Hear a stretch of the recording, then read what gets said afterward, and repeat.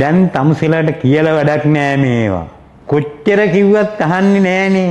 අන්තිමට වැඩි වුණාම එනවා මෙතන හොයාගෙන. පැටිලිවර වල ලේයර් 4ක් තියෙනවා. දැන් බලමු. දැන් 3 ඔයා ඉන්නේ. මම මුලදිම කිව්වනේ මේක බොන්න කියලා. හරියට ව්‍යායාම කරන්නේ නැත්තම් තෙල් කෑම කැවෙනවා නම් බොනවා නම් මත් වතුරෙන් බොනවද ඔයා? ඒකනේ කියන්නේ. ඔය ටික කරනවා නම් මේකත් ඒ වගේ බොනවකෝ. අන්තිමට වැඩි වුණාම ඔයාටයි ඔයාගේ පවුලේ අයටයි තේරම කරදරේනේ. දැන් ඉස්සර වගේ කොළ කඩන්න, කොළ හොයන්න, කැඳ හදන්න මහන්සි වෙන්න ඕන නැහැ.